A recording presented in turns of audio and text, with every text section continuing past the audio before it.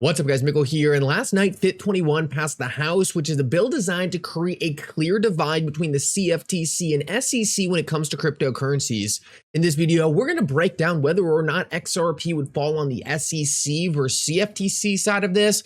Guys, a lot of people are extremely worried because there is actually a provision that says if the issuer holds more than 20% of a digital asset, that could make it a security. In this video, I want to give you my thoughts on that and how it relates to the XRP escrow. You are not going to want to miss it. Guys, towards the end of the video though, I also want to get into something extremely interesting, highly speculative, a little riddly. Guys, this was very, very interesting. Make sure you stick around to the end of the video to see that.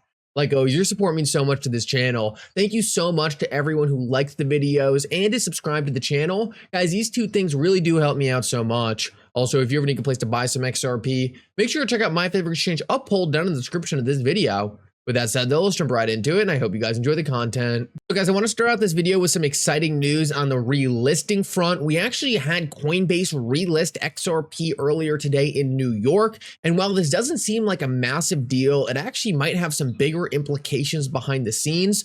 One of the things we know happened was the New York FDS actually delisted XRP from their green list of approved cryptocurrencies after the Ripple SEC case was over. Now, my speculation here is that Gary Gensler got with the New York FDS, said, hey, this case is still ongoing. You cannot have XRP on the green list. And New York essentially just listened to him and got rid of it. Now, guys, this actually didn't make any sense because at this point, XRP was already deemed not to be a security. So the New York FDS was essentially acting in a way that was not in a faithful allegiance to the law, and instead was just listening to a corrupt regulator. Now, because of this, attorneys came out and actually sued the New York FDS and said, hey, you don't have any logic for this decision. And if your logic was listening to a corrupt bureaucrat behind the scenes, you need to explain yourself. So it looks like Coinbase actually worked with the New York FDS, and it looks like they actually capitulated and said, you know what, even though we pulled it off our list, we might be adding it back to our list because we never really had the logic to delist it in the first place.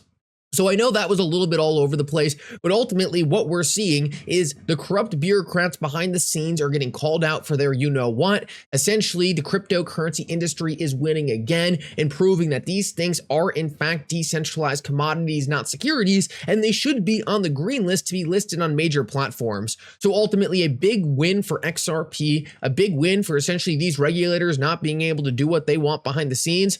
Ultimately, really good to see XRP back on Coinbase in New York. The other thing we had today was actually another firm, Coinmetrics, actually re-put XRP in their top 10 fund. Guys, I think we're going to keep on seeing this and keep on seeing this. Most of the institutions that delisted XRP were just being as risk averse as possible. Now that it looks like XRP is never going to be a security for the rest of its history, it really doesn't make sense to keep XRP delisted. XRP is a top 10 coin. It's always been a top 10 coin. Despite all the things regulators have thrown at it, it has stuck around. And because of that, I think it's a no-brainer decision to bring XRP back to these funds because a lot of people, let's face it, want access to a cryptocurrency that's solving real-world use problems, being used by big institutions, and not just being used to facilitate retail trading. I want to move on though and talk about what I believe is the most important thing we're going to talk about today, and that is whether or not XRP would be considered a security or a decentralized commodity under the new FIT21 bill. Guys, the FIT21 bill actually passed the House last night and had massive Democratic support. I believe 71 Democrats actually voted for the FIT21 bill. This was super exciting because I was very worried cryptocurrencies had the potential to become a partisan issue. And if cryptocurrencies became a partisan issue, that would have made it really hard to get any cryptocurrency legislation to actually get passed to provide this industry clear rules for the road so it could actually prosper.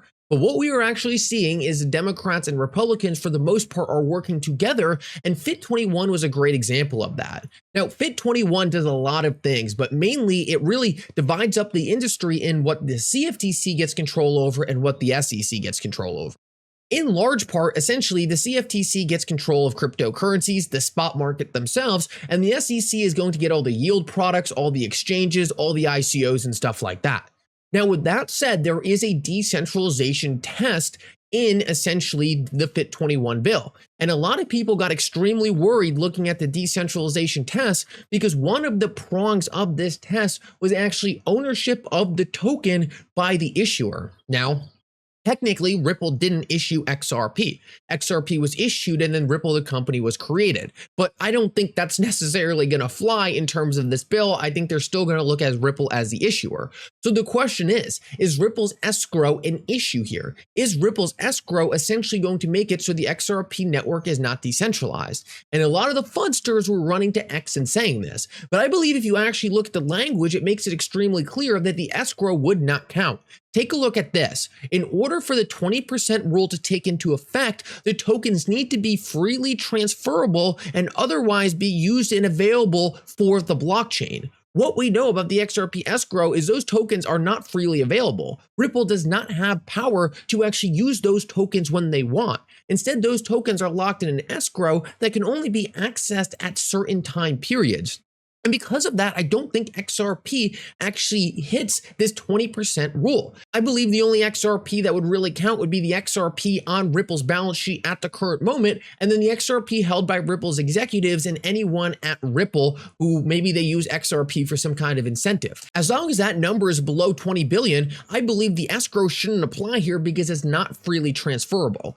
Now, the other thing we do know is, guys, Ripple was directly cited as a reason for bringing this bill forward. And what else was directly cited was the fact that Judge Torres literally called XRP not a security.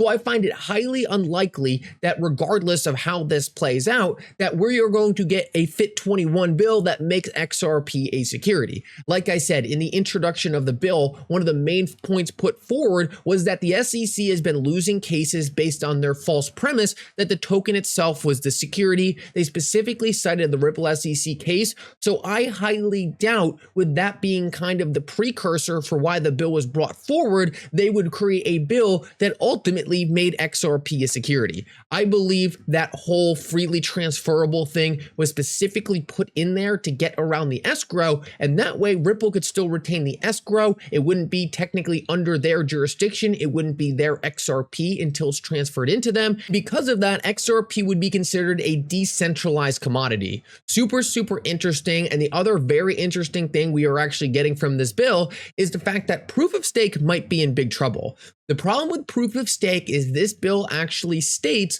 that if someone acquires more than 20% of the voting power of a network, that could be an issue in terms of decentralization.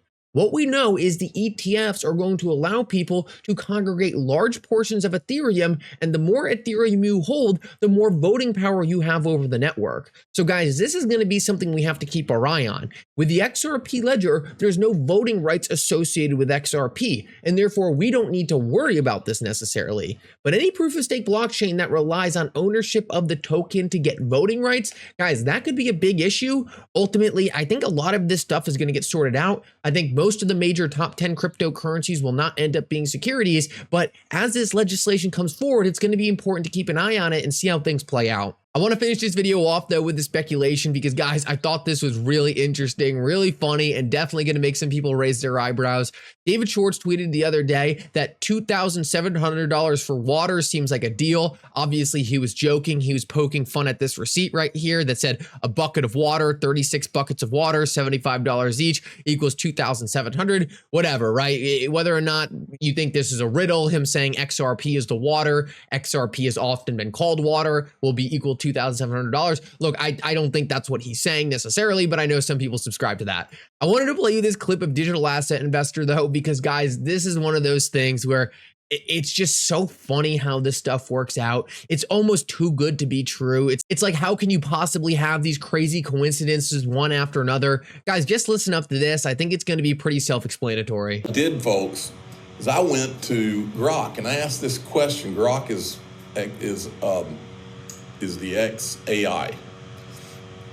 What could the XRP price get to if the Ripple stablecoin provides the same amount of liquidity for XRP that Tether did for Bitcoin since its inception? And a lot of times I've learned that Grok will do a cop-out and they'll try to not answer the question and use the opinions of others to answer questions like this. According to the tweet, some community members speculate that XRP could reach anywhere between 65 to 90 cents. But remember, These are just guesses from the Twitter sphere, and as we all know, Twitter isn't exactly known for its accurate financial forecast. So what I did after this response is I said, I'm not asking you what some people think. I'm asking what your projected XRP price would be. And this is where it gets interesting, folks. My projected XRP price would be a whopping $2,700. Why? Because liquidity, my dear human, liquidity.